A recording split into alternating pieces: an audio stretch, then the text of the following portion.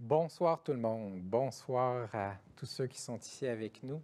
Bonsoir à ceux qui nous écoutent en ligne et bonsoir à nos debaters et à notre animatrice. C'est un immense plaisir de vous accueillir, de tenir un débat sur l'économie et sur l'économie de Montréal. Je l'ai dit à plusieurs reprises, moi je pense que Montréal, la métropole du Québec, la grande métropole du Canada, vaut un débat à chaque élection fédérale. Et je pense que c'est important parce que, je l'ai dit à travers les années, j'ai l'impression qu'à Montréal, on ne se soucie pas assez, je pense, de ce qui se décide à Ottawa. Et c'est important pour notre économie, c'est important pour nos vies, c'est important pour notre avenir. Je veux remercier nos 4 politiciens qui sont avec nous. Je vais commencer par l'honorable Mélanie Joly, Mme Ève Péclet, Vincent Duhamel et Jean-Denis Garon. Merci d'être avec nous. Merci d'avoir accepté l'invitation. C'est très précieux de pouvoir se réunir aussi en présence. Donc, je vous remercie aussi de vous être déplacés. On a vu beaucoup d'événements Zoom, d'événements à distance. Moi, personnellement, j'en ai soupé un petit peu.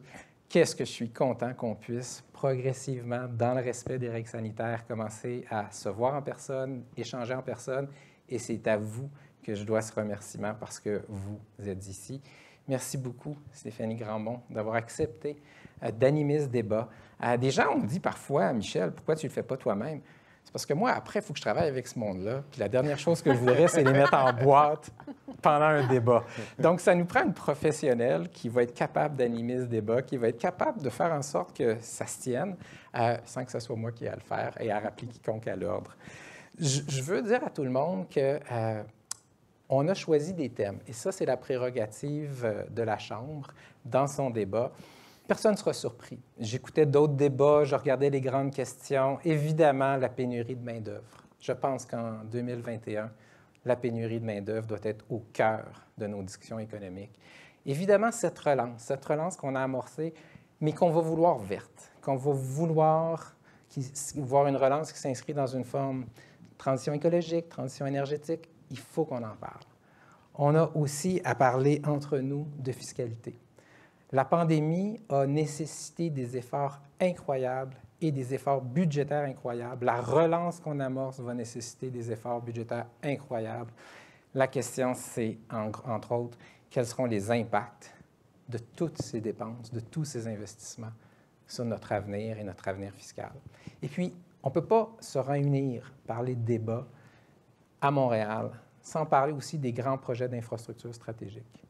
Notre métropole se développe, notre métropole a de l'ambition, et en même temps, on le sait, ces infrastructures stratégiques sont très importantes. Donc, ces 4 thèmes, les 4 thèmes de base, je vais laisser Stéphanie Grandmont poser ces questions, poser les questions, vous amener vers des bonnes discussions.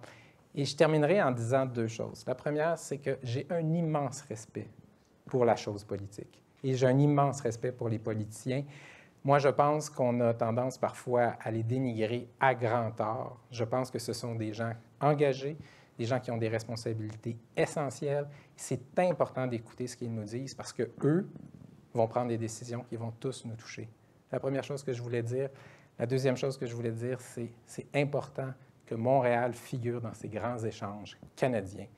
On est une métropole importante. Nos vies se passe à Montréal. Encore une fois, merci beaucoup d'avoir accepté.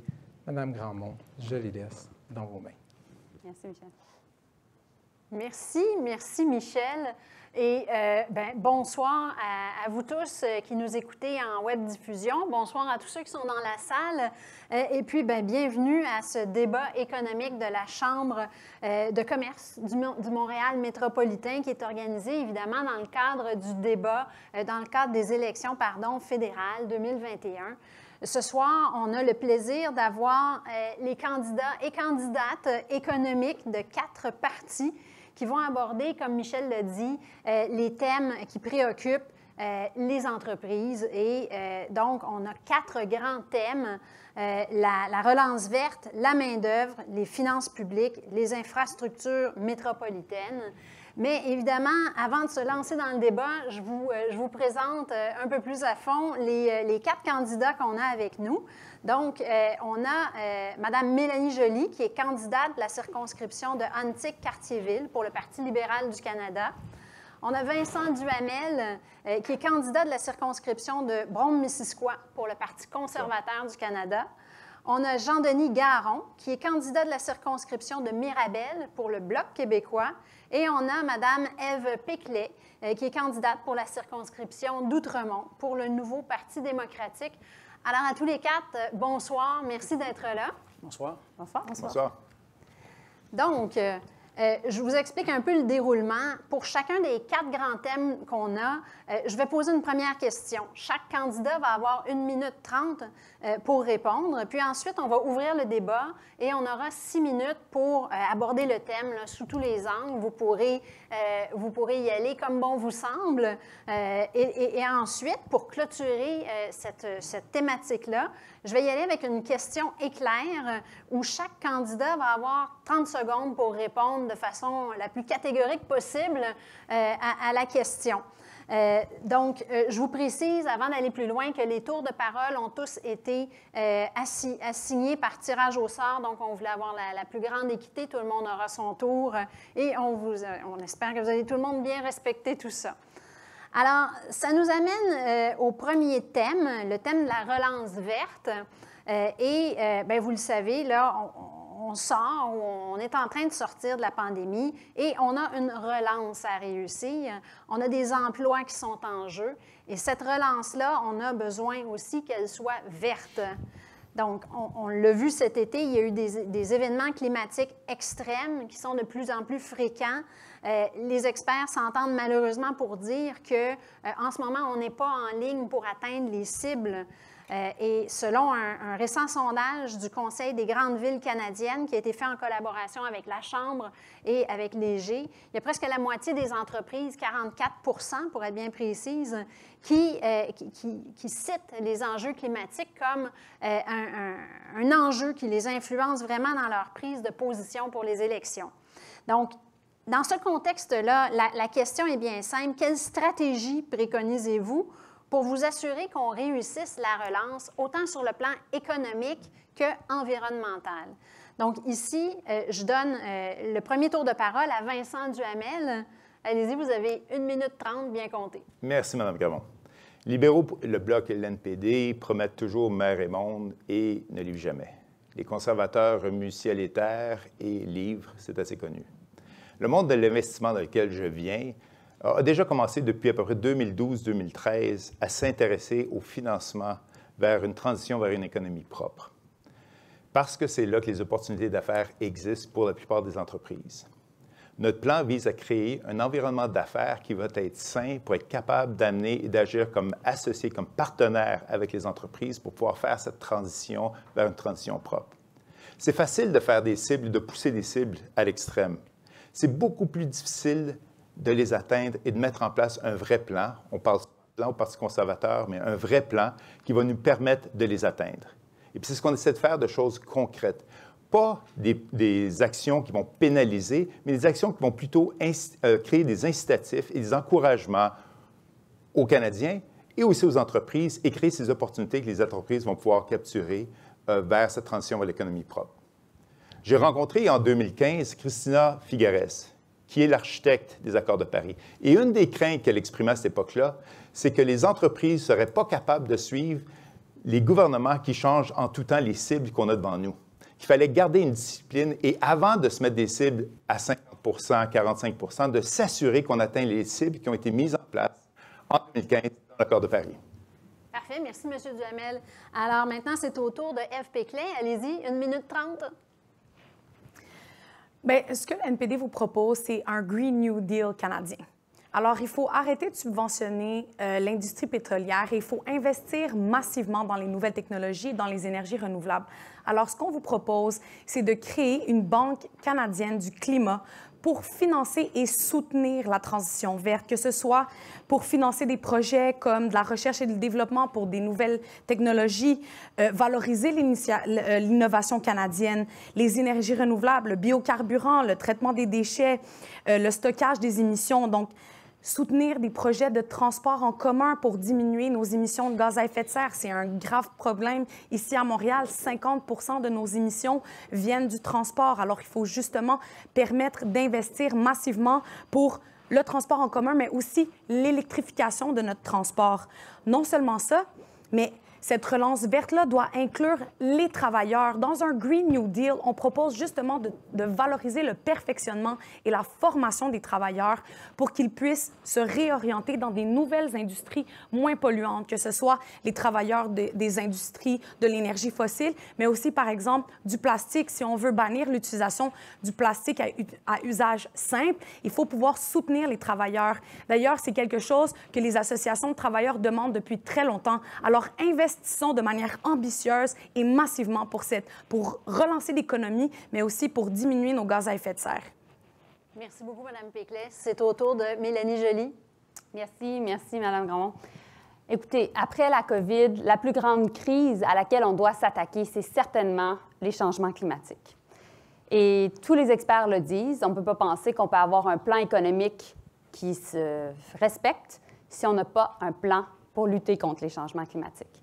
Les experts ont également mentionné, après avoir étudié tous les autres plans des autres partis, que celui du Parti libéral était le plan le plus ambitieux et le plus réaliste. Alors, on le sait, les pays à travers le monde, particulièrement le G7 et le G20, vont investir massivement dans la relance verte. Et donc, alors qu'il va y avoir cette course à l'investissement au niveau mondial, il faut savoir, est-ce qu'on veut être en tête du peloton ou on veut être comme les conservateurs, c'est-à-dire traîner de la patte? Pour nous, on veut être là pour nos entreprises, nos entrepreneurs, pour s'assurer qu'ils puissent faire une transition de leurs opérations, mais aussi qu'on puisse bâtir cet avion du futur.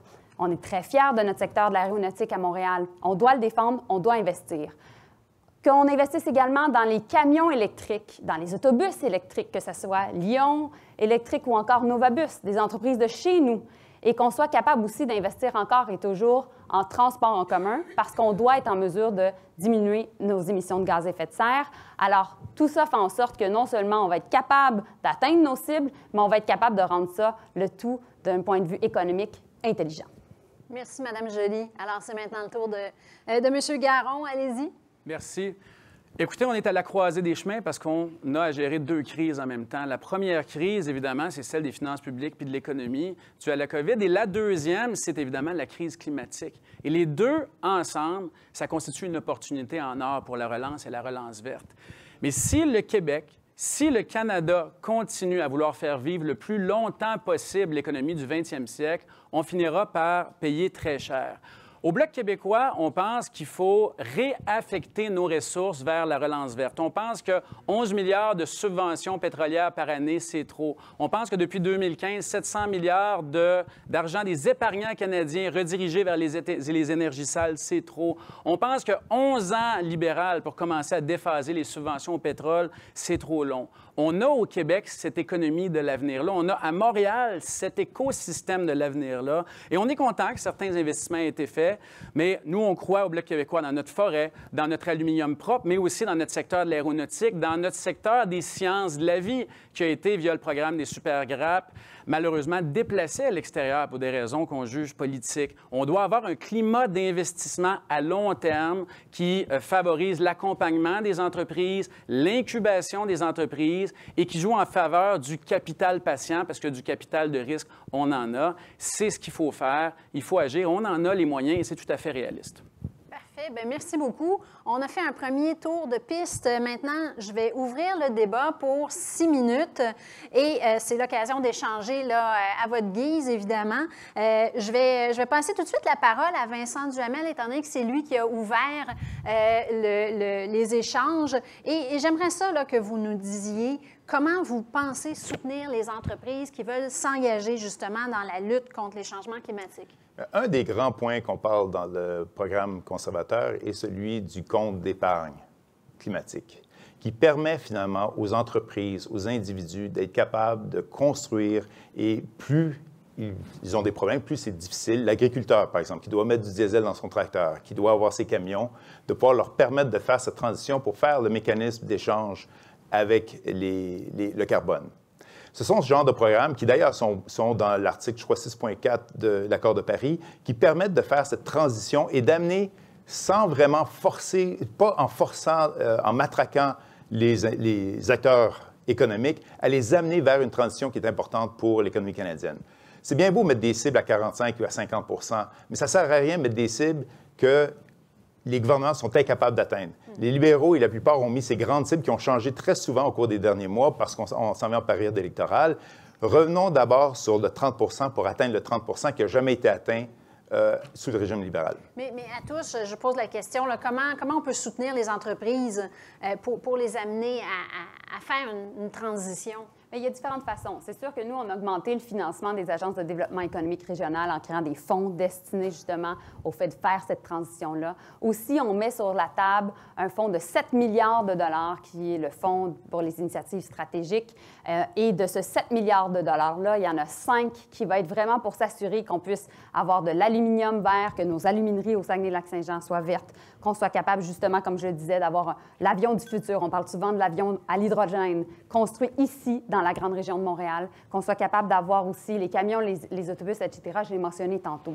Mais notre objectif, c'est de pouvoir vous aider en tant qu'entreprise à prendre une décision qui est plus simple, c'est-à-dire qu'on le sait présentement que vous avez fait face à de l'endettement. On a été là pour vous aider au cours de la pandémie, pour faire en sorte que vous puissiez survivre à la pandémie. Maintenant, on sait que c'est le temps de prendre des risques et on sait que c'est difficile de prendre des risques lorsque vous êtes endetté. Alors, c'est pour ça que nous, on va être là à vos côtés pour être capable de vous aider à prendre des risques et à pouvoir investir dans cette transition-là, parce qu'au même moment où vous êtes en compétition ici, oui, peut-être avec certains de vos compétiteurs, il y a une compétition mondiale, un phénomène mondial qui a lieu, et donc, dans les circonstances, c'est au fédéral d'être là pour vous aider via la BDC, EDC et toutes les autres. Merci. J'aimerais passer la parole peut-être à M. Garon, là, qui semblait avoir envie de nous expliquer comment il va faire des investissements là, dans l'innovation écologique. Bien, c'est parce qu'il faut envoyer les bons signaux. Hein. Vous savez, le gros de l'effort sera fait par le secteur privé et par l'investissement. Nous, on ne suggère pas d'arrêter sec l'utilisation du pétrole.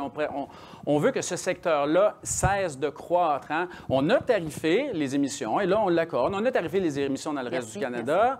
On a, nous, notre système d'échange de permis d'émission, mais les libéraux le disent, il faudra monter le prix du carbone parce que présentement, il est trop bas, on est en transition. Alors, il est présentement trop bas et il augmentera. D'ici là, qu'est-ce qu'on fait?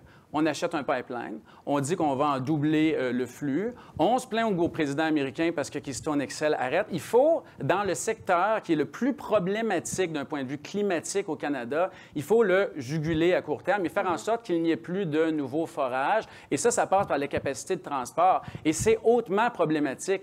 Quand on achète un pipeline, et il y a des gens ici, des milieux des affaires, on envoie un signal au marché financier. On dit au marché financier, si vous investissez dans ces projets-là qui sont sujets à des risques climatiques majeurs, si ça plante, Ottawa sera toujours là pour vous. C'est un signal très mauvais qu'on envoie et le secteur privé doit faire sa part, évidemment. Mais au niveau des prix et des signaux qu'on envoie, il faut être cohérent. Mais moi, j'aimerais réagir par rapport à ça. Peut-être la parole à Mme Péclé, qui a pas eu la chance encore. Bien, la première chose, c'est que le plan des libéraux sur la tarification du carbone, oui, c'est une bonne chose. Par contre, leur plan de réduction d'émissions des gaz à effet de serre comportait des exemptions massives pour les plus gros pollueurs au Canada.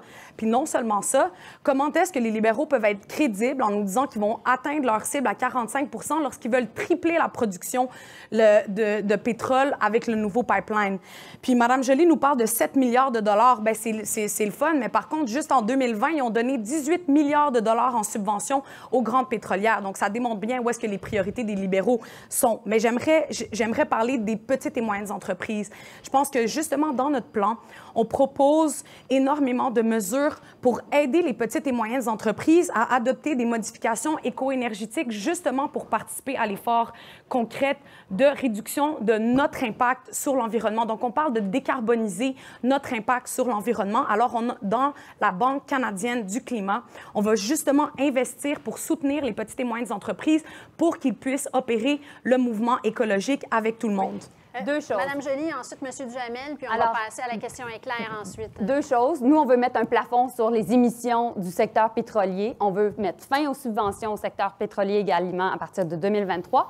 Et quand j'écoute mon collègue du Bloc québécois, la question que je lui poserais, c'est est-ce que oui ou non, le troisième lien est un projet écologique? Nous n'avons pas pris position en faveur du troisième lien, je le répète. Mme Joly me l'a posé autrement cette semaine. Alors, nous n'avons pas pris position en faveur de ça. Nous sommes en faveur de respecter les compétences des provinces. Nous l'étions hier, nous le serons demain.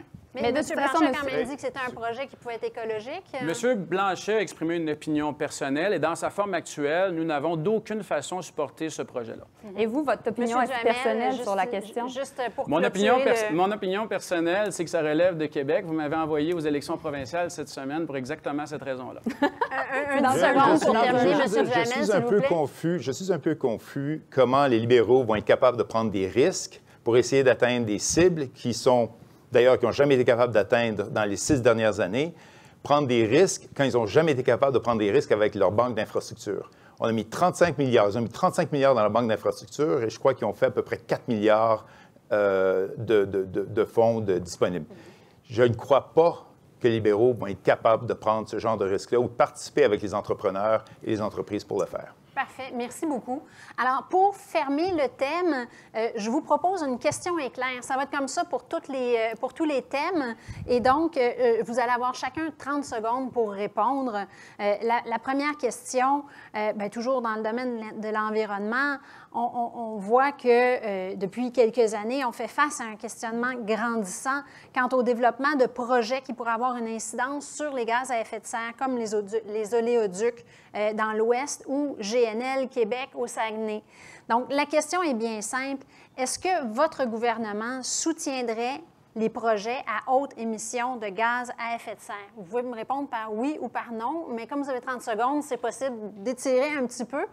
Monsieur Duhamel, allez-y. On s'est mis des cibles concrètes. On doit être capable de profiter des ressources naturelles que nous avons à travers le pays pour faire cette transition vers une économie propre.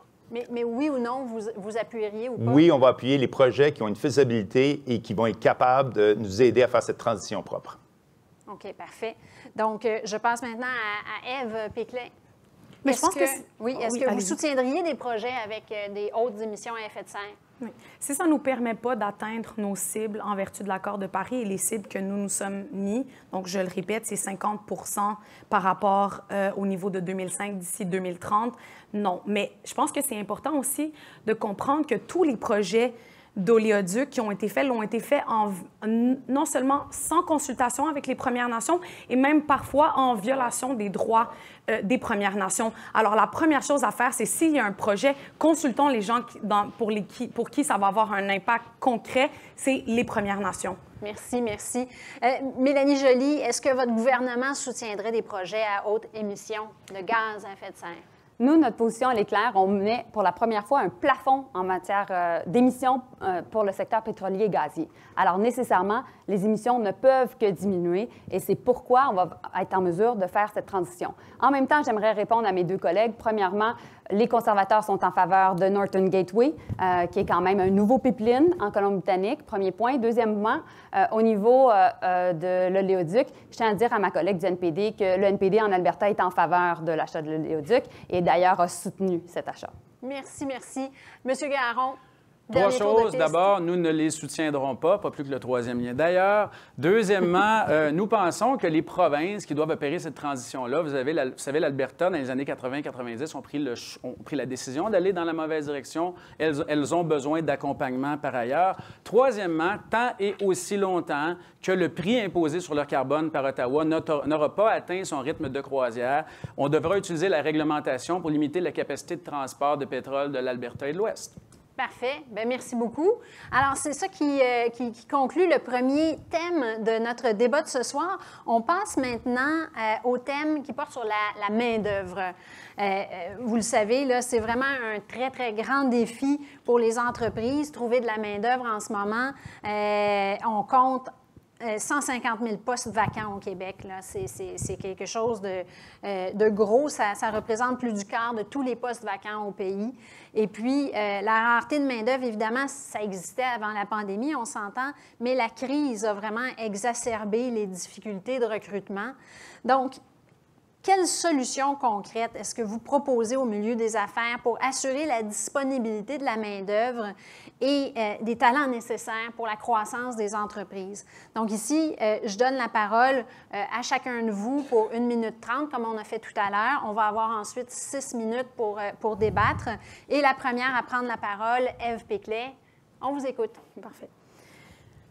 Bien, la première chose, vous l'avez mentionné dans la prémisse de votre question, c'est que la crise de la main-d'œuvre, de la pénurie de main-d'œuvre existait avant la pandémie. Donc, c'est pas une question nouvelle. La pandémie a probablement exacerbé la problématique, notamment par la suspension de certains programmes d'immigration ou les très, très longs délais qui ont mené suite à la COVID. Donc, il y a eu quand même plusieurs années pour faire face à cette crise-là, puis les gouvernements successifs, malheureusement, n'ont pas adressé cette problématique-là, ce qui fait qu'aujourd'hui, on se retrouve devant le fait accompli, on frappe un mur et là, on doit éteindre les feux.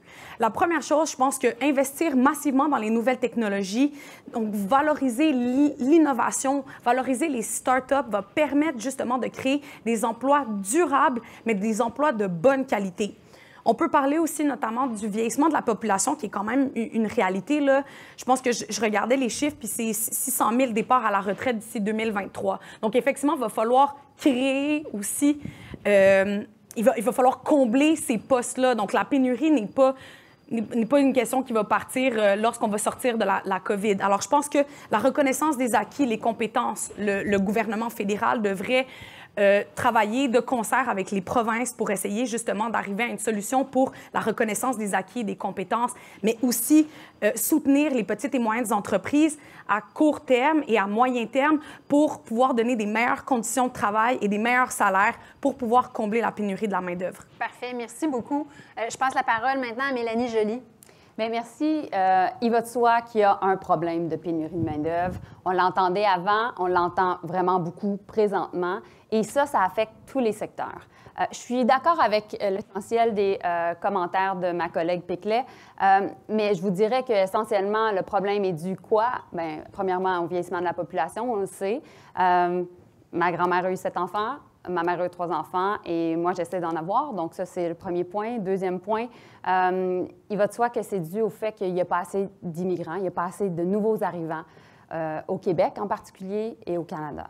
Et donc, nous, ce qu'on veut faire 3 choses. La première, on veut avoir un plan d'immigration ambitieux.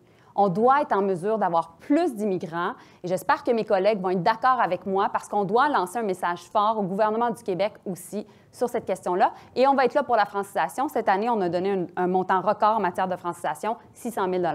Deuxièmement, il faut absolument être en mesure de respecter l'entente qu'on a signée avec Québec pour 37 000 places en garderie. Ça, c'est ça qui va faire en sorte qu'on va être en mesure d'avoir plus de femmes qui vont pouvoir travailler rapidement et combler ces enjeux de pénurie de main-d'œuvre. Et finalement, les 65 ans et plus qui veulent continuer à travailler auront droit à un crédit d'impôt. Donc ça, c'est une nouvelle initiative que l'on propose dans le cadre de cette élection. Excellent, merci. Alors, c'est le tour de Jean-Denis Garon. Alors oui, il faut être intellectuellement honnête. On a un problème de rareté de main-d'œuvre. Les démographes l'avaient prévu depuis des décennies. On sait que ça arrive. C'est une question démographique. Maintenant, il y a des choses qu'on peut faire à très court terme. Nous, on est d'avis que des programmes temporaires comme la PCRE, qui datent depuis assez longtemps, doivent être suspendus et remplacés par des mesures plus ciblées. C'est ce qu'on pense. C'est d'ailleurs une des demandes de la Chambre de commerce ici. Maintenant, évidemment, ça va passer par l'immigration et je salue le commentaire de ma collègue Mélanie Joly. Nous, ce qu'on demande à Québec, c'est de faciliter l'intégration. Alors d'abord, pour les travailleurs temporaires étrangers et les travailleurs temporaires étrangers qualifiés. C'est épouvantable faire venir un travailleur temporaire étranger qualifié en termes de paperasse. Ce sont les tables sectorielles au Québec qui connaissent le marché du travail. Ça doit être simplifié. La gestion doit en être concédée à Québec. Pensons au long terme, la réunification familiale. Il y a moyen, tel que le demande le gouvernement du Québec, de concéder ce programme-là à Québec, d'en conserver l'esprit de réunification, tout en faisant en sorte qu'on a davantage d'intégration, davantage de francisation. C'est bien connu, le Bloc québécois, nous ne nous prononçons pas sur les cibles choisies par Québec.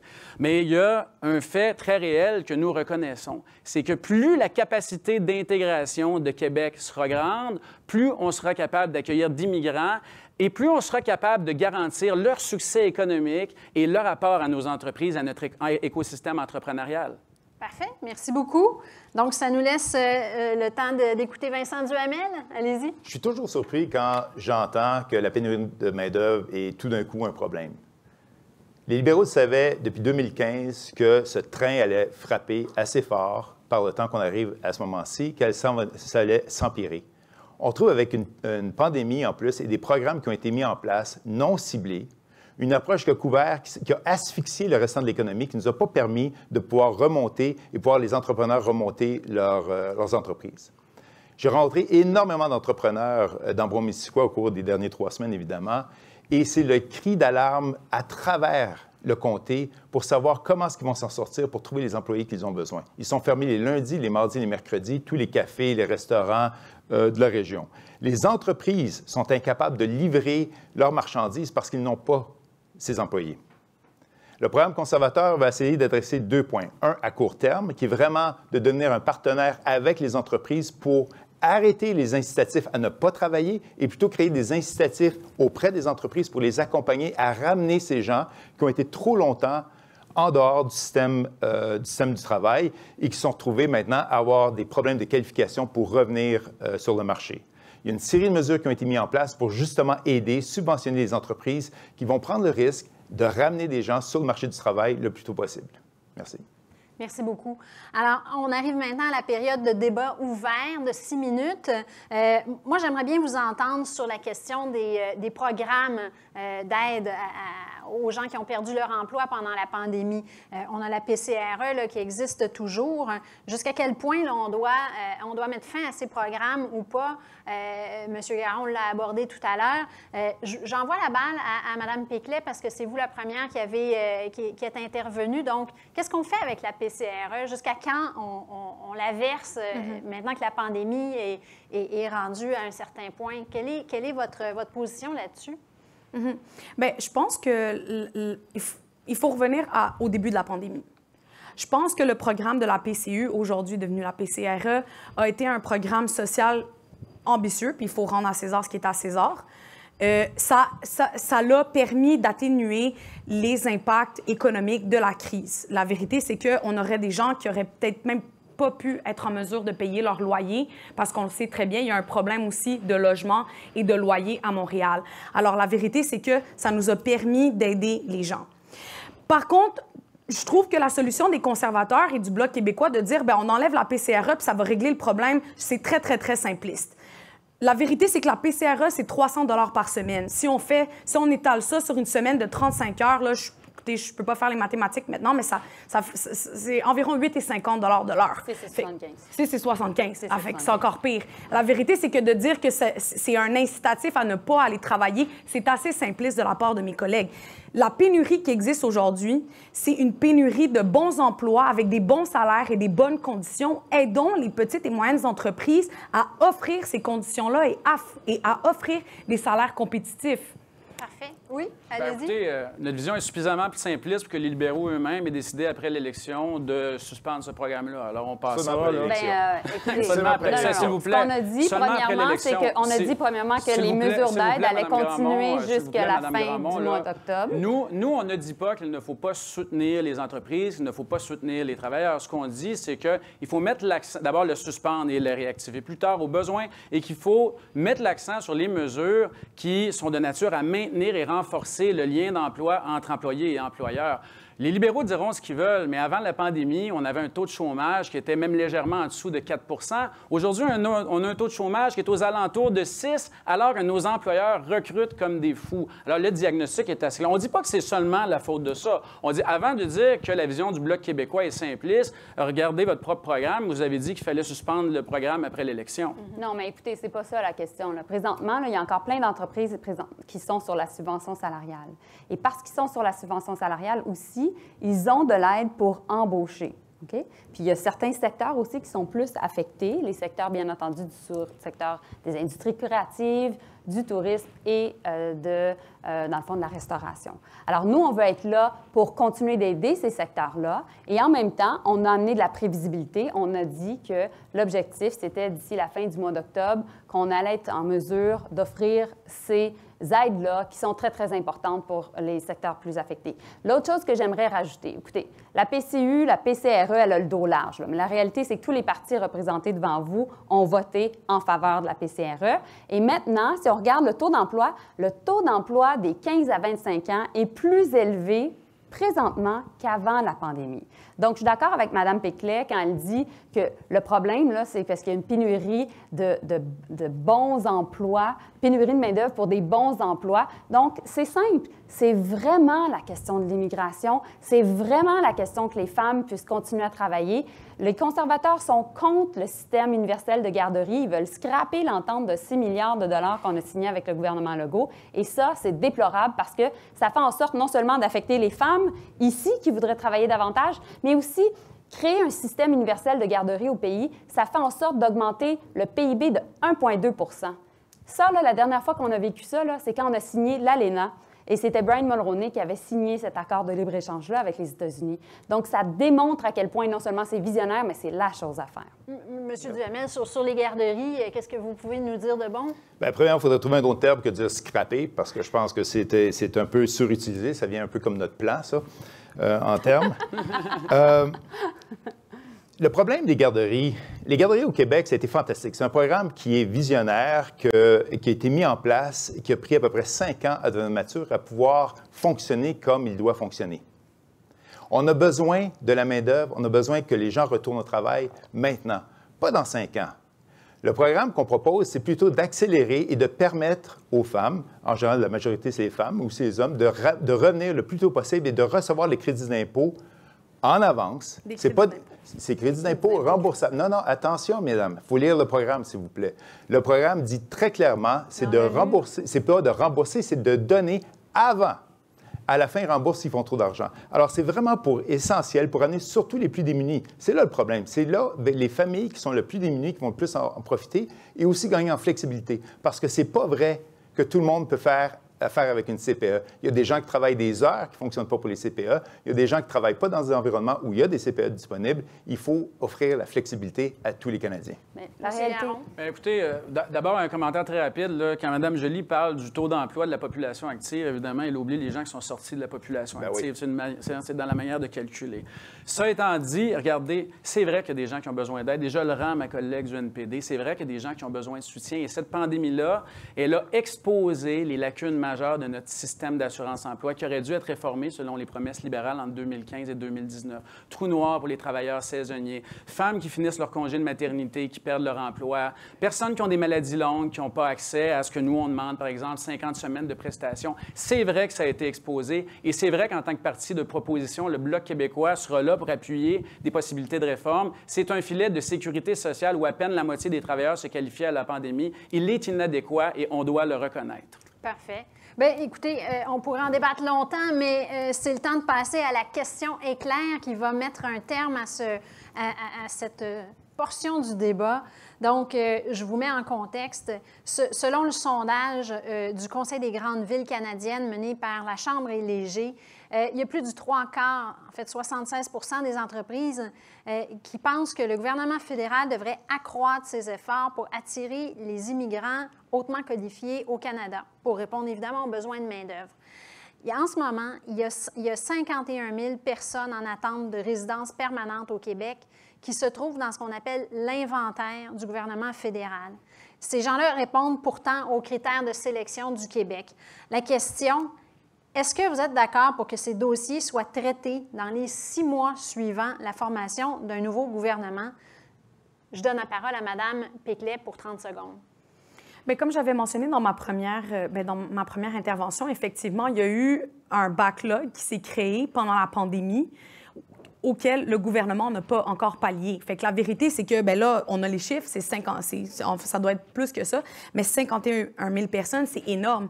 Le gouvernement doit mettre les effectifs pour essayer de pallier à cette grosse problématique-là. Donc, oui, je ne peux pas donner un échéancier, mais la vérité, c'est que ça va permettre de combler une certaine partie de la pénurie de main-d'œuvre. Je pense que c'est important aussi de ne pas dire que l'immigration va être la seule chose qui va régler la pénurie de main-d'œuvre. Il faut créer des bons emplois avec des bonnes qualités aussi. Merci, merci. Mélanie Joly, est-ce que, si vous êtes élue, vous vous engagez à régler ça en 6 mois? Bien, il faut le faire très rapidement. Il y a différentes choses. Premièrement, c'est sûr que nos ambassades et nos missions à l'étranger ont fait face à des confinements, comme ça a été le cas ici. Et donc, c'est sûr que ça a créé des retards. Et donc, là, présentement, il y a un retour à la normale, bonne nouvelle, et on va faire en sorte de traiter rapidement les dossiers. Deuxièmement, nous, on vient de signer avec le gouvernement du Québec une entente sur les travailleurs étrangers temporaires. On a augmenté le pourcentage possible. On a augmenté aussi la possibilité d'être plus flexible. Et ce qu'on veut faire, c'est que ces travailleurs étrangers temporaires-là puissent également devenir résidents permanents. Parfait, merci. Monsieur Garon, allez-y. Le ministère fédéral de l'Immigration fonctionne encore en papier alors que les fonctionnaires travaillaient à la maison. C'est pour ça qu'on est passé de 25 à 51 000 personnes acceptées par Québec qui attendent. Ça n'a pas d'allure. Il faut les accepter. C'est inacceptable. Pour les travailleurs qualifiés, il faut laisser ça à Québec. On n'a pas à demander toutes ces études-là aux entreprises à chaque fois. Maintenant, on salue l'initiative libérale de faire passer de 10 à 20 le nombre d'employés étrangers temporaires qui peuvent faire partie du bassin de main-d'œuvre. Maintenant, c'est arrivé juste avant l'élection. On verra ce que ça donne. Parfait, excellent. Monsieur Duhamel, là-dessus? C'est tellement une énorme bureaucratie, l'Immigration Canada, qu'il faut pouvoir déléguer une grande partie à Québec pour enlever ce dédoublement de bureaucratie qui existe déjà, qui est le gros problème des entrepreneurs de la région. Le deuxième problème qu'on a avec immigration, c'est on parle de backlog, mais on n'est même pas capable d'aider, par exemple, les interprètes à Kaboul qui se sont fait toutes bloquer par Immigration Canada pour être capables de revenir au pays ou qu'on puisse leur donner un statut spécial. C'est là le problème qu'il faut absolument régler. Puis oui, 6 mois, ça me semble raisonnable de se mettre ça comme objectif. Parfait, excellent. Merci beaucoup. Alors, voilà, ça conclut notre thème sur la main-d'œuvre et on passe maintenant aux finances publiques. Bien, écoutez, vous avez vu qu'au cours de la dernière année, là, le milieu des affaires a appuyé les gouvernements dans la mise en œuvre de plusieurs mesures qui ont été nécessaires pour faire face à la pandémie, même si ces mesures-là, évidemment, ont coûté très, très cher. Sauf que là, depuis le début de la campagne électorale, le milieu des affaires est un peu inquiet face au raz-de-marée de dépenses qui sont promises par les différents partis. Et je vous cite encore le même sondage là, du Conseil des grandes villes canadiennes qui a été mené avec la Chambre. 77 des entreprises disent qu'elles craignent des hausses des charges fiscales en raison de l'augmentation de la dette fédérale. Alors, la question est la suivante.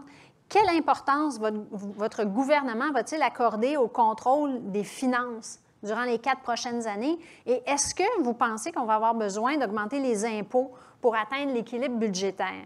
Donc ici, je donne la parole à Mélanie Joly.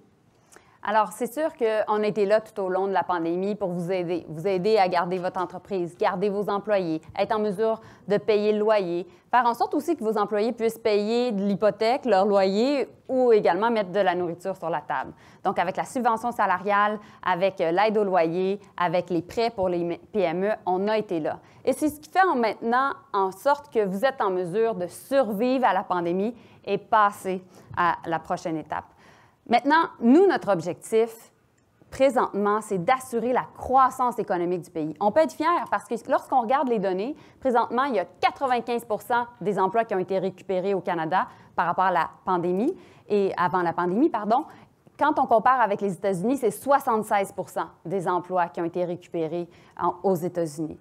Et donc, nous, notre objectif, c'est de faire en sorte que les revenus continuent encore toujours d'augmenter et plus rapidement que les dépenses. C'est notre façon d'y arriver. L'autre chose, en finissant, je rajouterais, on ne peut pas penser qu'on va avoir une relance forte, une croissance économique, si on n'a pas un plan sur la vaccination très fort. L'économiste en chef de la Banque TD a dit d'ailleurs que toutes les provinces qui avaient un passeport vaccinal allaient avoir une relance plus forte que celles où il n'y en avait pas. Et donc, nous, notre position, elle est claire, vaccination obligatoire des employés fédéraux, de ceux qui prennent le train, de ceux qui prennent l'avion, donc dans notre juridiction, et on va aider aussi les provinces, dont Québec, qui ont un passeport vaccinal, ce qui est contraire à ce que les conservateurs et le Bloc québécois pense. Parfait, merci beaucoup. Alors, je rappelle la question. Quelle importance vous accordez au contrôle de la fiscalité des dépenses et est-ce qu'on va avoir besoin d'augmenter les impôts? Bien, écoutez, bien qu'on avait un déficit structurel à Ottawa avant la crise, dont M. Trudeau s'accommodait très bien, on était quand même en bonne position et ça nous a permis d'agir en force pour aider nos entreprises, aider les citoyens. Et le Bloc québécois a été très collaboratif dès le début de la pandémie. Maintenant, on a fait un bond d'environ 10 points sur le ratio dette-PIB et c'est ce ratio dette-PIB-là qu'il faut stabiliser. Maintenant, c'est important de comprendre qu'on ne peut pas penser les finances publiques canadiennes sans réfléchir aux provinces, dont les coûts de santé sont en train de cannibaliser toutes les missions de l'État qui serviront à ces provinces-là pour la relance. Innovation, éducation, enseignement supérieur et qui détermineront le futur de notre productivité. C'est pour ça que nous, au Bloc québécois, et tel que démontré par le directeur parlementaire du budget, on a montré que c'était soutenable. Nous, on pense qu'il faut donner aux provinces le 28 milliards de transferts inconditionnels pour financer ces services de santé-là, qui nous amènent à 35 des coûts de système. Ça fait en sorte de libérer des marges de manœuvre parce que les provinces, elles aussi, ont droit à leur relance. C'est important. C'est ça le travail fondamental du gouvernement du Canada. On ne peut pas réfléchir le ratio dette-PIB sans penser à ça. Maintenant, à moyen terme, on devra stabiliser ce ratio-là. C'est très difficile à faire, tout le monde en convient, excepté les conservateurs qui tirent l'élastique jusqu'à 10 ans pour nous faire croire qu'ils vont atteindre l'équilibre sans donner les transferts aux provinces, bien sûr, mais plutôt en indexant leurs erreurs du passé. Parfait, merci beaucoup. On passe justement aux conservateurs. Monsieur Duhamel, qu'est-ce que vous pouvez nous dire sur le sujet? J'ai survécu un tsunami, un tremblement de terre, la pire crise financière asiatique de l'histoire. Je connais quand même assez ça, les sorties de crise. J'ai continué ma carrière à aider des gouvernements asiatiques à sortir de leur crise financière. Les libéraux savent seulement dépenser sans compter. C'est eux-mêmes qui me l'ont dit la semaine dernière dans un autre débat. Ce n'est pas un plan. Avoir un plan pour rétablir un équilibre budgétaire, il y a 3 variables qui viennent se greffer à ce plan-là. Le déficit, la croissance économique et les taxes. Le déficit, les libéraux, pendant 6 ans, même pré-pandémie, n'ont jamais respecté aucun de leurs budgets. Ils ont fait des déficits à outrance, même avant la pandémie. On n'en parlera pas après la pandémie, où ils étaient finalement le pays qui a plus dépensé pendant la pandémie de tous les pays de l'OCDE. Croissance. Avant la pandémie, le gouvernement libéral a eu la croissance la plus anémique des 35 dernières années. Et puis les taxes, ça a été réussi. Les libéraux ont 81 des Canadiens, malgré le fait qu'ils avaient promis que seulement les riches allaient être taxés, 81 des Canadiens moyens payent maintenant plus de taxes qu'ils n'en payaient avant. Nous ne pouvons pas atteindre un équilibre budgétaire sur cette prémisse avec un gouvernement libéral. Ils ne savent pas compter, ils ne savent pas gérer un budget. Les taxes, c'est sûr qu'ils n'auront pas le choix que de les augmenter parce que c'est la façon la plus facile qu'ils ont trouvée jusqu'à maintenant pour essayer de renflouer les coffres de l'État. Merci. Merci beaucoup. Alors, c'est maintenant le tour de Ève Péclet du NPD. Merci. Allez-y.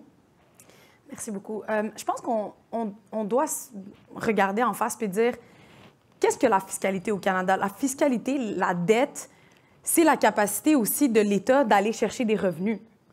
Puis, il y a énormément d'inégalités au Canada et il y a une concentration de la richesse qui se fait aujourd'hui au Canada et il faut lutter contre ça. Donc, la vérité, c'est que selon le directeur parlementaire du budget, le 1 le plus riche au Canada possède 25 de la richesse et les 40 plus pauvres possèdent seulement 1,2 de la richesse. Pendant la pandémie, les 34 plus grandes sociétés canadiennes ont eu des profits moyens de 11 milliards de dollars, alors que les petites et moyennes entreprises se sont endettées de 170 000. La vérité, c'est qu'aujourd'hui, les inégalités au Canada menacent la possibilité pour l'État d'avoir des revenus pour investir massivement dans une relance. On est le seul parti qui discute des inégalités et qui propose des mesures concrètes pour lutter contre les inégalités et aller chercher des revenus, notamment une taxe sur la richesse de 1 taxer les profits excédentaires des plus grosses compagnies au Canada pendant la COVID de 15 ce serait une seule fois. augmenter le taux d'imposition des grosses corporations au Canada de 3 %, s'engager à ce que les fonds publics ne soient pas utilisés pour financer les bénéfices privés des grandes entreprises, imposer les GAFA, parce qu'aujourd'hui, la taxe que les libéraux ont proposée va seulement taxer les places de marché. Alors, oui, eBay, mais pas Amazon et pas Netflix. Il faut s'attaquer à la concentration de la richesse et aux inégalités. Merci, merci à tous les quatre. Alors, c'est le temps maintenant de débattre de façon ouverte pour 6 minutes sur le thème des finances publiques. Et puis moi, je relancerai le débat en vous demandant à tous, on ne vit pas en apesanteur là, des promesses électorales, il faut que ça se finance. Donc, comment vous allez faire pour financer vos dépenses et faire en sorte que ça ne retombe pas un jour sur le dos, sur les épaules de nos enfants? Je donne la parole à Mélanie Joly, puisque c'est elle qui a lancé les interventions tout à l'heure. Merci. Il va de soi que nous, on a dit qu'on n'allait pas augmenter les impôts ni des entreprises ni de la classe moyenne. C'est très important, pas de nouvelles taxes. Les seules personnes, les seules entreprises qui vont être visées par des augmentations de taxes, ce sont les banques et les compagnies d'assurance, qui ont beaucoup bénéficié, on doit le dire, de la pandémie. L'autre chose, c'est très important que les géants du Web paient des impôts ici et paient leurs taxes. Troisième chose, c'est important aussi que le 1 % plus riche soit en mesure de faire sa part et donc également qu'on augmente la taxation à ce niveau-là. Et donc, c'est la façon d'avoir davantage de revenus, de recettes de l'État, mais aussi en créant plus de croissance économique, faisant en sorte qu'il y ait plus de femmes sur le marché du travail, en faisant en sorte de faire les bons investissements. On augmente les revenus de l'État plus rapidement et donc notre ratio dette-PIB, d'ailleurs, est présentement meilleur et on pense également au cours des 5 prochaines années va s'améliorer parce que les recettes de l'État sont plus grandes. Mais dernier point, présentement, les conservateurs disent qu'ils vont déchirer l'entente de 6 milliards de dollars avec le gouvernement du Québec. Également, ils veulent parler, en fait, rediscuter, renégocier la péréquation avec le gouvernement de l'Alberta. Et ça, c'est 16 milliards de dollars qui pourraient justement manquer au gouvernement du Québec dans le contexte de la péréquation. Donc, les conservateurs proposent un trou de 20 milliards de dollars pour le gouvernement québécois. Et nous, ça nous préoccupe énormément. Alors, j'aimerais avoir des explications de mon collègue conservateur sur ces questions. Monsieur Duhamel? C'est maintenant qu'on va scraper les garderies. C'est pas question, évidemment, je pense que là où les libéraux s'égarent un peu, c'est dans la compréhension comment est-ce qu'un équilibre budgétaire doit être atteint. Si on met en place des investissements pour permettre aux travailleurs de revenir sur le marché du travail rapidement, de pouvoir payer des impôts rapidement, c'est la façon qu'on va être capable de commencer à engranger une reprise économique. Les libéraux n'ont jamais été capables de le faire dans les 6 dernières années. Je ne pense pas qu'ils vont être capables de le faire maintenant. C'est le genre de débat qui, on s'enfarge dans le partage de la richesse, mais on oublie toujours de parler comment est-ce qu'on va la créer, cette richesse-là, qu'on doit partager au bout de la ligne. Et c'est ça le programme conservateur qui essaie de mettre l'emphase sur la création de richesse plutôt que de juste parler de la partager. Oui, c'est important de la partager. Oui, tout le monde doit payer sa juste part. Oui, les géants du Web vont payer leur part là-dessus. Mais il faut aussi passer un peu de temps à penser comment est-ce qu'on ramène ces travailleurs-là sur le marché du travail pour être capable de contribuer positivement à notre économie. D'accord. Monsieur Garon, allez-y. On confie les modifications au programme de péréquation à un comité d'experts aux 5 ans, justement pour ne pas assister à ça, Dieu merci. Ça dit, écoutez, nous, on reconnaît qu'on est encore en crise. On ne sait pas ce que la 4e, la 5e vague nous réserve. Alors, on a trouvé des revenus pour chaque nouvelle dépense que l'on propose au Bloc québécois, dont une taxe qui est temporaire, mais étalée sur 5 ans, sur les entreprises qui ont bénéficié, en termes de profit, bénéficié de la crise ou de la conjoncture dans une certaine mesure. Maintenant, moi, je le répète, on réfléchit les finances publiques en termes de ratio, du ratio dette sur PIB. On n'est pas sorti de la crise, la preuve, la PCU est encore là. Alors, il faut être très prudent. Et nous, c'est ce que le Bloc québécois, on propose. En même temps, je le répète, la dette sur le PIB, ça inclut les provinces. Les provinces ont les missions qui sont les plus directes et qui sont les plus proches des gens. Plus on s'approche d'Ottawa, plus on s'éloigne des gens. Plus on s'approche d'Ottawa, plus on s'éloigne du patient, plus on s'éloigne de l'étudiant à l'université. C'est le futur de notre productivité. C'est fondamental. Et j'aimerais savoir si les libéraux et les conservateurs offriront aux provinces cet ajustement de 28 milliards inconditionnel, indexé à 5 ou 6 parce que l'augmentation des coûts de santé, cette augmentation organique-là, les provinces ne peuvent pas faire grand-chose, vieillissement de la population oblige, pour l'éviter. Les transferts en santé doivent être augmentés, on l'a dit. Nous, 28 on est milliards. prêt à faire en sorte que ça soit 25 milliards. C'est ce qui est dans notre budget. Sur combien de temps? Et dans le fond, sur 10 ans, c'est ce qu'on a dit. 28 milliards en un an, il y a dans les provinces. 25 milliards, pardon, par année. C'est ça l'objectif sur 10 ans. Mais en même temps, quand on regarde les conservateurs, eux, ils disent essentiellement qu'ils vont arriver aux 28 milliards, mais à partir de leur deuxième et peut-être troisième mandat. Le problème ici, c'est que les libéraux promettent des milliards de dollars, mais par contre, ils ne réforment pas le système de fiscalité. Ils ne s'attaquent pas aux vrais problèmes qui sont les inégalités et la concentration de la richesse. Alors, ils nous promettent des programmes, mais ils n'auront pas les revenus pour les financer. Puis on sait très bien, les conservateurs, on se rappelle des 10 ans Harper, comment ils vont faire pour arriver à balancer le budget, c'est en coupant dans les services publics. Alors, aucune de ces options-là sont viables à long terme. Mais vous, de votre côté, au NPD, vous avez quand même une plateforme où il y a beaucoup de promesses et beaucoup de dépenses. Comment vous allez financer tout ça? Bien, je vous en ai parlé de certains... je vous ai parlé de certaines mesures dans ma première allocution, donc les taxes sur la richesse de 10 millions. Mais il y a aussi énormément d'argent à aller chercher dans les paradis fiscaux. Il faut lutter contre l'évitement et l'évasion fiscale. On a proposé justement dans notre plateforme électorale une réforme de la loi canadienne sur l'impôt pour aller justement venir combler les loopholes qui permettent aux personnes plus riches de bénéficier, de payer moins d'impôts sur des transactions financières, notamment par exemple à l'option d'achat d'actions qui est imposée. Et les élites là, payent la moitié du taux de pourcentage que les personnes, notamment sur le gain en capital pour la revente des maisons secondaires. Donc, on a énormément de mesures qui vont venir balancer, qui vont venir financer ces programmes-là. Mais l'NPD promet tout, mais lorsqu'on promet tout, puis on a plein de priorités, mais on n'a pas de priorité. Donc, l'idée présentement, c'est vraiment s'assurer, oui, qu'on puisse créer de la richesse, qu'on puisse aider nos entrepreneurs qui nous écoutent à passer à travers la pandémie, puis après, à créer des emplois, puis à répondre aux besoins de main-d'œuvre. Les libéraux l'ont promis pour les 6 dernières années et n'ont jamais été capables de l'accomplir. On s'est retrouvé avec des déficits à outrance, on s'est retrouvé avec des taxes plus élevées, puis on s'est retrouvé avec une croissance anémique. Je ne vois pas comment ça va changer dans les 6 prochaines années. Il n'y a pas eu de taxes plus élevées. Il n'y a pas eu de taxes plus élevées. Un petit 10-15 secondes. Les libéraux, ce qu'ils nous promettent, c'est des montants à sortie de conditions. On n'a pas besoin de ronde de négociation de 2 ans comme ça a pris pour le logement. On n'a pas besoin de négocier de conditions, de se faire dire quoi faire. Les gens veulent des soins de santé. Faire preuve de leadership, c'est revenir à l'essentiel, transférer ce que les provinces demandent sans aucune condition. Parfait. Bien, justement, pour notre question éclair qui va conclure le thème des finances publiques, je vous parle de ce dont vous me parlez de transfert. En fait, il existe présentement un consensus chez les économistes à l'effet que les finances publiques des provinces et des municipalités sont dans une situation fiscale insoutenable. Vos partis ont des approches différentes sur la façon de transférer l'argent aux provinces.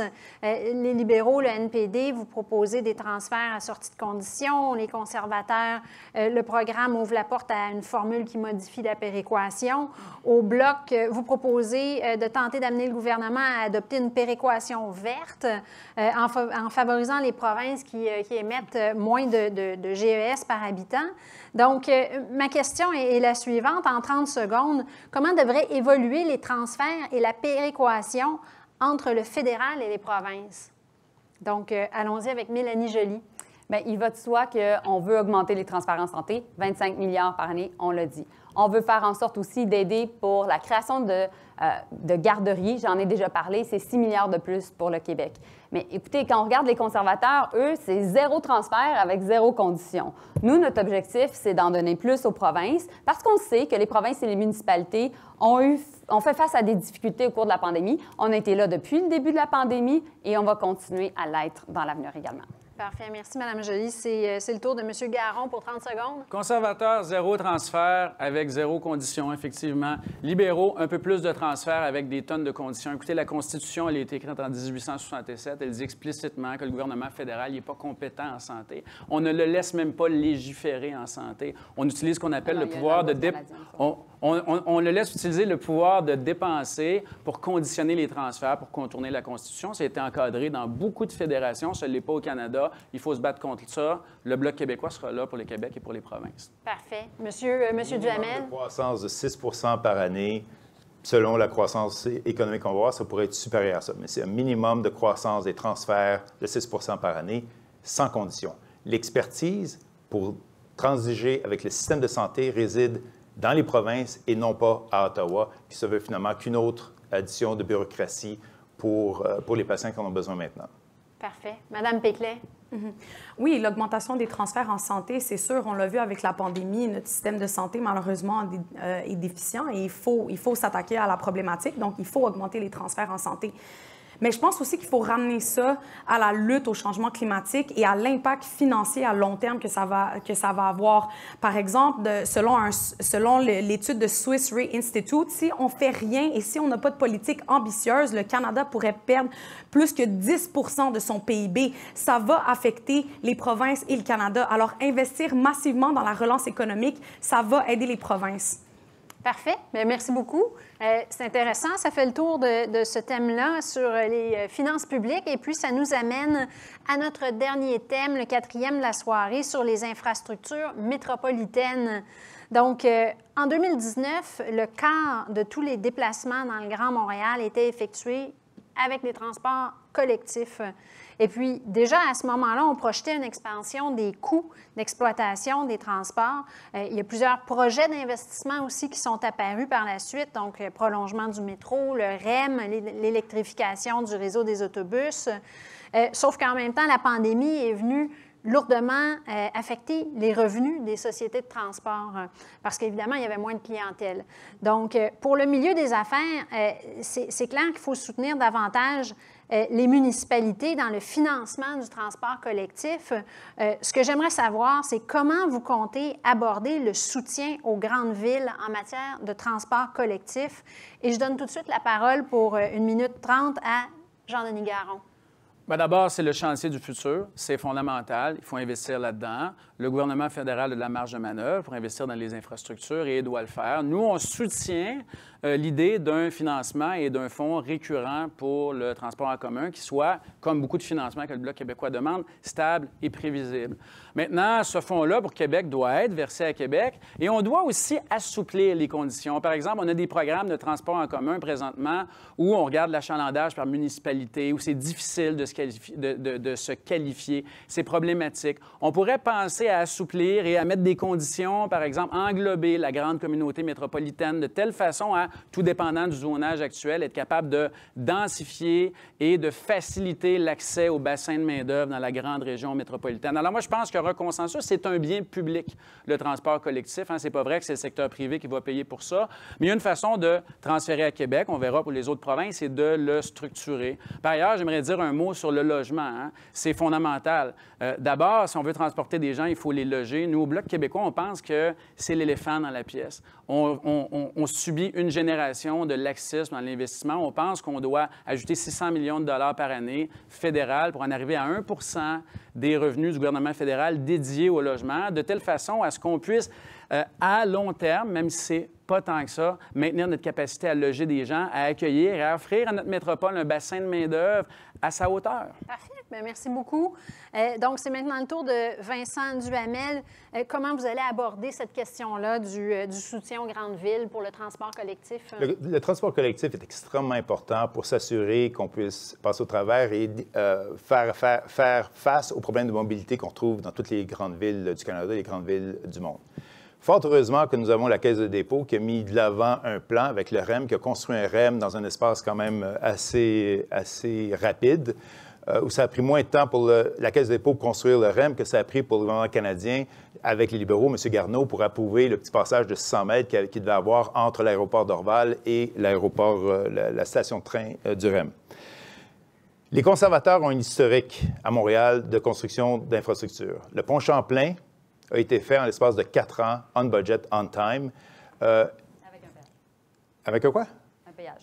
Oui, bien, point de vue environnemental, ça aurait été très bien de garder le péage. C'est une belle façon de pouvoir subventionner les transports collectifs qui se sont associés avec le pont Champlain, dont ça a été mis en place. Alors, il y a un historique qui existe là de pouvoir supporter. On a mis dans le plan certaines mesures pour s'assurer que les transports collectifs allaient être subventionnés par le fédéral avec l'aide avec le Québec pour assurer une densification de certains endroits pour payer pour l'achalandage de ces transports en commun. Parfait, excellent. Donc, Ève Péclet, sur la question du transport collectif, à quelle enseigne êtes-vous?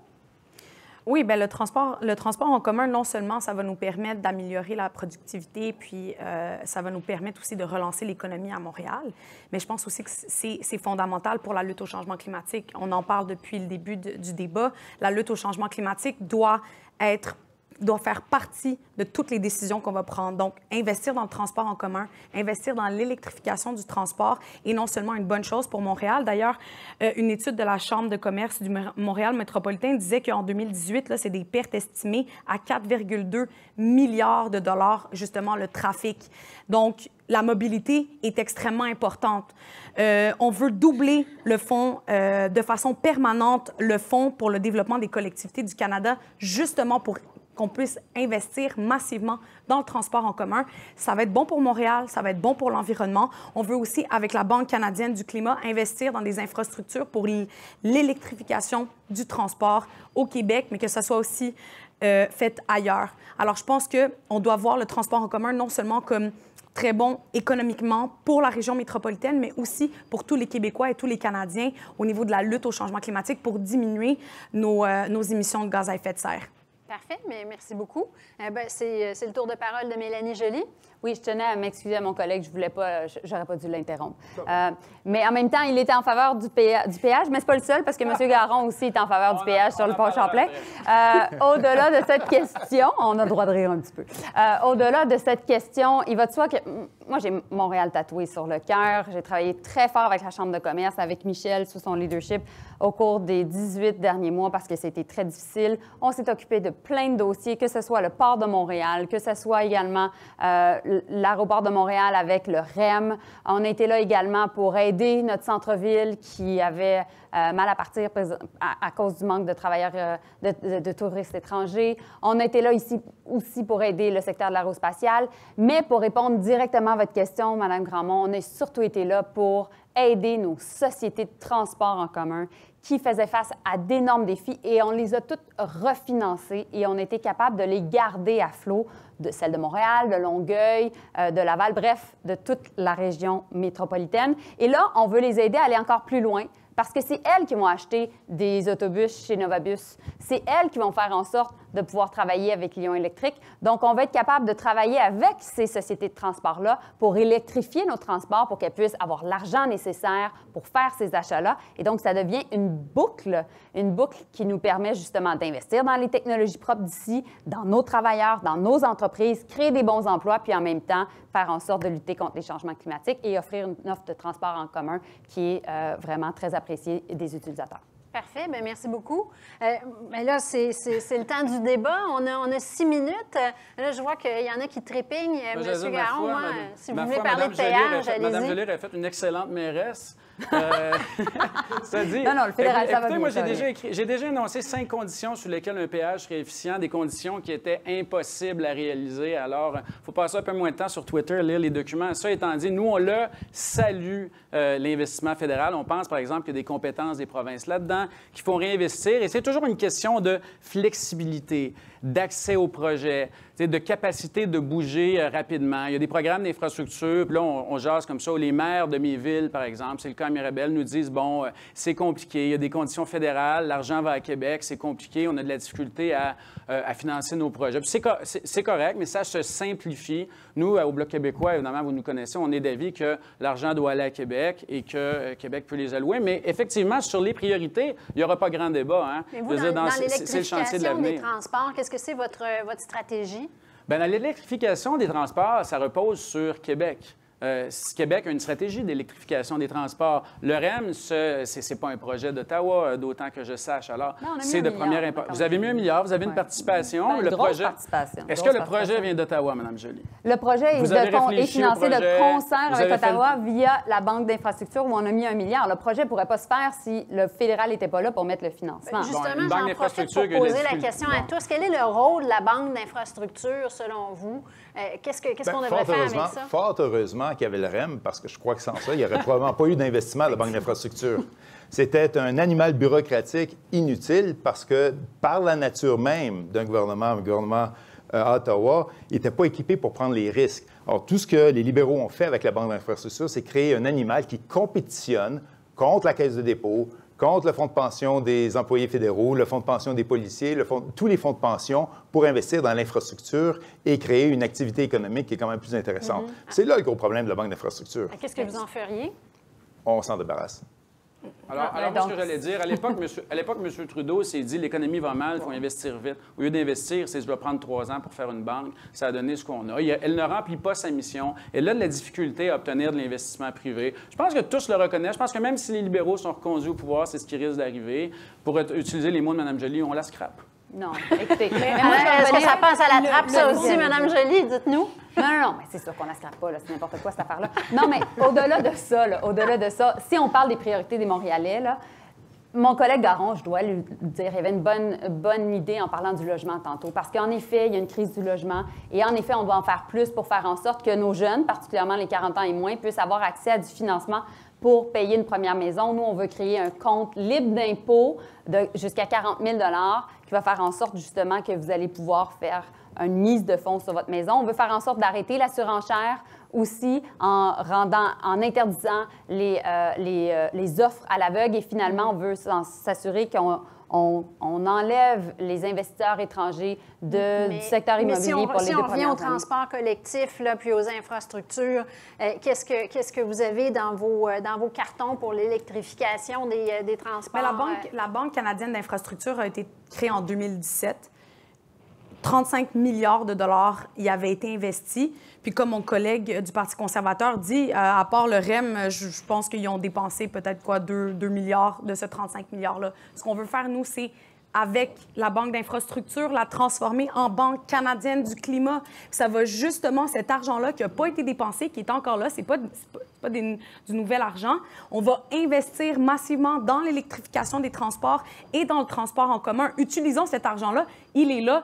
Depuis 2017, malheureusement, c'était tellement difficile d'obtenir du financement que cet argent-là n'a servi absolument à rien depuis la création de la Banque d'infrastructure. Donc, créons une Banque canadienne du climat, comme ils sont en train de faire aux États-Unis, comme ça a déjà été fait dans plusieurs pays européens. Même l'Union européenne ont un fonds vert, donc des fonds pour le climat, et qu'ils investissent massivement dans les énergies renouvelables et dans les nouvelles technologies, ce qui va bénéficier les pôles d'innovation à Montréal et dans la grande région métropolitaine. Bien, c'est ce qu'on fait déjà. Je vous ai parlé tantôt du 5 milliards du Fonds d'initiative stratégique pour la relance verte. Je vous ai parlé des agences de développement économique. On avait un plan aussi qu'on est en train de mettre en œuvre de 110 milliards sur 12 ans en matière d'infrastructure, ce qui nous permet de bâtir plusieurs infrastrucures, du REM en passant à plus d'autobus, la construction dans mon comté, plus beau comté au pays, Annecy-Cartierville, donc de la gare où on est capable de réparer les wagons de métro, de la STM, et également on est prêt à investir davantage dans l'est de Montréal pour s'assurer de décontaminer les terrains, faire du bon développement économique et également, encore et toujours, aider à la relance de notre centre-ville. Malheureusement, les bureaux de développement économique ne fonctionnent pas très bien. Dans mon propre comté, j'ai eu affaire avec 5 maires de villes locales qui veulent faire une étude de faisabilité pour la construction d'un train qui va partir de Montréal puis qui va se rendre jusqu'à Sherbrooke. Depuis 4 ans, ils travaillent à essayer d'aller chercher le financement pour cette étude de faisabilité.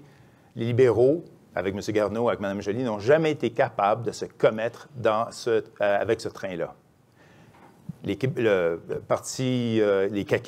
le gouvernement québécois l'a fait, et nous, on s'est commis à faire et à supporter ce train ou l'étude de faisabilité pour ce train pour faire bouger les choses, justement pour trouver des projets structurants qui vont permettre développement économique, environnement et mobilité. Ce sont des projets faciles. Écoutez, on a sauvé 100 000 emplois au Québec avec nos agences de développement économique dans les 18 derniers mois. Donc ça, il faudrait le dire aux 100 000 travailleurs qui ont été capables de garder une job parce que DEC était là pour eux. Parfait. Alors, bien, écoutez, j'arrive à la question éclair qui conclut le thème sur les infrastructures métropolitaines. Donc, en fait, avant la pandémie, Montréal, on le sait, c'était sur une lancée donc on avait un statut de hub dans le domaine du transport aérien, à un tel point que l'aéroport Montréal-Trudeau est en train d'enclencher des investissements vraiment importants pour accroître les capacités, autant pour l'accueil des passagers que le développement des pistes. Sauf que là, depuis des mois, les avions sont cloués au sol et Aéroport de Montréal est présentement incapable de faire les investissements nécessaires. Donc, la question, c'est est-ce que votre gouvernement va s'engager à fournir les sommes nécessaires pour que ces investissements-là, qui vont permettre à Montréal de retrouver son statut de plaque tournante internationale, pour que tout ça ait lieu? Donc, je donne la parole à Jean-Denis Garon pour 30 secondes. L'aéroport de Dorval, vous m'excuserez de ne pas le nommer par son deuxième nom, l'aéroport de Dorval, c'est une infrastructure fondamentale pour la croissance de Montréal. Et effectivement, il faut le soutenir. Je pense que ça va de soi. Par ailleurs, je tiens à soutenir qu'il y a un potentiel énorme à Mirabel qui, depuis des années, est cloisonné par manque d'initiative, par complications administratives. Alors, vous en entendrez parler au cours des prochaines années, si ça va bien le 20. Parfait. C'est le tour de Vincent Duhamel. Dans le programme conservateur, on s'est commis à toutes les prochaines infrastructures qui sont déjà prévues, qui sont en train de se construire, de se faire, de continuer à financer ces activités-là. L'aéroport de Montréal est essentiel pour la Ville de Montréal, est essentiel pour l'économie du Québec et c'est sûr qu'on doit le supporter. Excellent. Ève Péclet? Oui, bien, je suis d'accord avec mes collègues. Effectivement, je pense que pour une fois, on est tous d'accord. L'aéroport de Montréal est une plaque tournante, puis c'est fondamental. Puis je pense aussi qu'on peut même aller un peu plus loin en parlant de... On parle de relance économique depuis le début du débat. Bien là, on a besoin d'une stratégie industrielle pour relancer le domaine de l'aéronautique, de l'aérospatial, et qui est un fleuron du Québec. Alors, je pense qu'aussi, on a besoin d'investir, créer des emplois, investir dans les technologies, dans l'innovation, puis ça va être une stratégie industrielle gagnante pour Montréal. Parfait. J'ai l'impression qu'on va avoir une unanimité peut-être. Est-ce ça pourrait ouvrir que les coalitions peuvent fonctionner? Oui, plusieurs points. Premièrement, c'est sûr que quand on me parle de l'aéroport Mirabel, à chaque fois, ça me fait un petit pincement de cœur parce que ma famille était expropriée lors de la construction de Mirabel à l'époque. Mais au-delà de ça, c'est sûr qu'on a été là, nous, comme gouvernement, pour aider le secteur aéronautique. On a mis 2 milliards dans le budget 2021 sur cette question-là. Ça, c'est pourquoi? C'est parce qu'il y avait des ministres québécois à la table du cabinet qui ont été capables de défendre ces intérêts-là, être en mesure d'être là pour nos travailleurs dans le domaine. Et oui, on va être là pour aider l'aéroport de Montréal. On a été là au début avec le REM et on va continuer à l'être. Bon, bien alors, on conclut le débat avec l'unanimité. Qui l'eût cru? Alors, écoutez, c'est comme ça qu'on termine les échanges, mais je vous laisse le mot de la fin. Donc, vous allez avoir chacun 1 minute pour votre déclaration de clôture. Encore une fois, là, les tours sont tirés au sort. Et puis, je vous souligne là, que c'est vraiment votre chance d'envoyer un message à la communauté des affaires qui vous écoute. Donc, qu'est-ce que vous avez à leur dire en terminant? Vous avez leurs oreilles et leurs yeux. On commence par Jean-Denis Garon. Écoutez, vous le savez, je suis économiste, je suis un économiste de finances publiques. Évidemment, je dois confesser que je suis un assez mauvais prévisionniste, mais je vous prévois quand même pour le 20 un gouvernement minoritaire. Et en gouvernement minoritaire, la table des décisions, elle a 338 sièges, n'en déplaise à certains. Au Bloc québécois, on est un parti qui écoute, qui propose et qui, ultimement, défend les intérêts du Québec, les consensus défendus par l'Assemblée nationale. Et nous, on sera là pour les Québécois, pour la croissance, la relance verte, l'environnement, pour le maintien sain des finances publiques, incluant celles des provinces. On est un parti de proposition. Quand c'est mauvais pour le Québec, on vote contre. Quand c'est bon, on vote pour. Mais avant de voter contre, on propose tel qu'on l'a fait et tel qu'on l'a prouvé depuis presque 2 ans maintenant. Alors moi, j'ai envie de vous dire, le vrai pouvoir, c'est la balance du pouvoir. Ça prend des députés bloquistes pour surveiller ce qui se passe au Conseil des ministres une fois que les portes de ce Conseil des ministres-là se ferment. Très bien. Merci beaucoup. Vincent Duhamel, un mot de clôture? Je n'étais pas vraiment destiné, moi, pour faire de la politique. Ce n'était pas tout à fait ce que je m'étais mis en tête quand j'ai pris ma retraite. Par contre, je suis devenu inquiet avec les derniers mois et au cours des dernières années. Je suis devenu inquiet par rapport à l'attitude désinvolte du gouvernement libéral au cours des 6 dernières années. Désinvolte par rapport au budget inexistant, au déficit et à la gestion de la pandémie qu'on a vu avec beaucoup de retard, qui nous a coûté le plus cher de tous les gouvernements de l'OCDE. Le Canada paye 15 % de son PIB. Le gouvernement libéral n'a juste pas la crédibilité pour un plan de relance.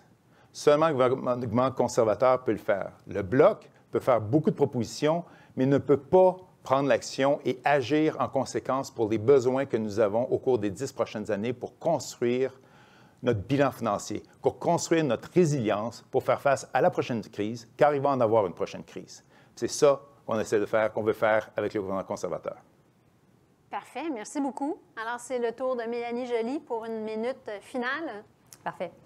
Écoutez, les 18 derniers mois ont été difficiles, mais on s'est tenus. On s'est serré les coudes et on a travaillé ensemble. Puis le gouvernement fédéral, on a utilisé notre pouvoir financier pour vous aider. On a mis sur les épaules du gouvernement les risques et l'endettement que vous n'avez pas eu à faire en tant qu'entrepreneur, autant que si nous, on n'avait pas été là. Et donc, 8 $ sur 10 durant la pandémie a été investi par le gouvernement fédéral. On a été là, on est là encore pour vous, avec vous, et on va être là dans le futur. On est un des pays les plus vaccinés au monde. Et là, présentement, on vous offre un plan sur la vaccination, un plan pour faire en sorte de lutter contre les changements climatiques, parce qu'on ne peut pas avoir un plan économique qui se respecte sans avoir un plan pour lutter contre les changements climatiques, et aussi un plan pour les garderies pour faire en sorte que nos mères et, en fait, nos enfants soient en mesure d'être bien traités, mais que nos mères puissent aussi recommencer à travailler. Donc, on va créer de la croissance économique ensemble, on va vous aider, et en même temps, on va pouvoir avoir un pays dont on est fier, qui offre un filet social à tous. Merci. Alors, Ève Péclet, dernière intervention, allez-y. Parfait. Bien, merci beaucoup. La question que je veux que vous vous posiez ce soir, c'est qu'est-ce qu'on fait après la pandémie? Dans quelle société on veut vivre? Dans quelle société on veut évoluer? Une société dans laquelle on lutte contre les inégalités, une société dans laquelle la justice sociale et la justice climatique et la relance économique font de pair, doivent être utilisées justement non seulement pour créer des bons emplois durables, mais aussi pour s'assurer que nos enfants vont pouvoir aussi profiter de nos ressources naturelles et de notre planète. La vérité, c'est qu'aujourd'hui, on a une décision à prendre, c'est dans quelle société on peut être fier, quelle société on peut être fier de léguer à nos enfants. C'est une société dans laquelle on va mettre en place un Green New Deal canadien qui va investir massivement dans nos startups, qui va valoriser l'initiative, l'innovation québécoise, les nouvelles technologies, l'énergie renouvelable et va nous permettre de relancer l'économie, mais une économie du futur. Alors, c'est cette décision-là que vous devez prendre ce soir. Bien, le 20 septembre, en fait. Le vote par anticipation est terminé, donc on va attendre à lundi prochain. Merci beaucoup, chers candidats, chères candidates, de vous être prêtés au jeu. Merci pour la qualité des échanges. Je pense que ça a été vraiment très éclairant. Je remercie évidemment le public à la maison, les gens qui étaient ici dans la salle. C'est le fun de voir des gens en vrai. On espère que, évidemment, les échanges vont vous avoir permis de prendre une meilleure décision lundi prochain. Et puis, bien entendu, on vous invite à aller aux urnes en grand nombre. Donc, bien, sur ce, je vous remercie tous. Et puis, je cède la parole à M. Leblanc pour le mot de la fin. Écoutez, c'est à mon tour de dire merci, Mme Péclet, Mme Joly, M. Duhamel, M. Garon. Moi, je peux vous dire, je pense qu'on a une démocratie très saine au Canada. Et de vous entendre débattre, je trouvais qu'il y avait de l'intelligence. On sent que vous n'êtes pas tous d'accord tout le temps. Très heureux de voir que l'aéroport, ça va. Là. M. Rainville qui nous entend, l'argent s'en vient, peu importe le gouvernement. Mais derrière tout ça, je pense que les gens qui nous écoutent, le milieu des affaires, peuvent voir que vous avez des visions différentes, puis qu'en même temps, vous avez le même amour du pays et la même approche pour dire qu'à la fin, on doit être fiers de notre pays. Il faut qu'on sente ensemble qu'on avance. Alors, merci beaucoup. Merci, Mme Grandmont. Moi, je vous dis, j'en ai vu des débats, j'en ai entendu des débats. C'est clairement le meilleur débat de la QV 2021. C'était exceptionnel. Vous les avez amenés ici et là avec des petites questions, petites poussées ici et là. J'ai adoré. Alors, je vous remercie. Tous ceux qui nous écoutent, merci beaucoup aussi.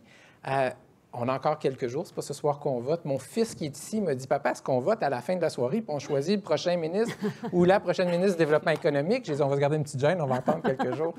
Mais j'ai mon fils qui est ici il y a 11 ans. Je pense que c'est un beau témoignage des choix qu'on a à faire. Merci à tout le monde. Merci à ceux qui étaient avec nous aujourd'hui. Merci. Merci. Merci.